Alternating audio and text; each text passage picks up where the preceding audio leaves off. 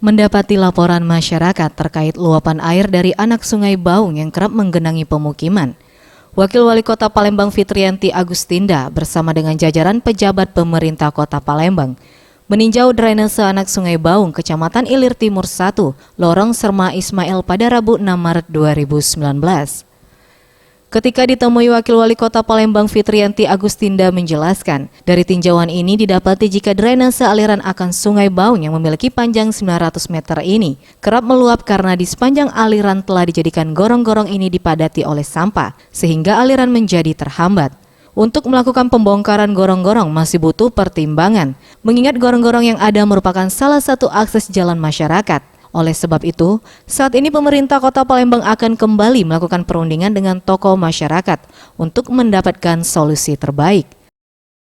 Aliran air. Jadi ini kita berunding sama masyarakat, sama tokoh masyarakat, ketua RT, ketua RW, apa yang terbaik untuk lingkungan di sini ya. Jadi tidak semerta-merta kita langsung menentukan arahnya, tapi juga kita meminta pendapat dari mereka karena toh mereka juga yang merasakan dampaknya ya.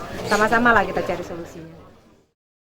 Sementara itu, salah satu warga Maman mengatakan, kawasan ini kerap tergenang karena gorong-gorong yang ada dinilai memiliki diameter yang kecil, sehingga diharapkan pemerintah Kota Palembang dapat memperbesar diameter gorong-gorong yang ada, mengingat kawasan ini merupakan kawasan perlintasan air.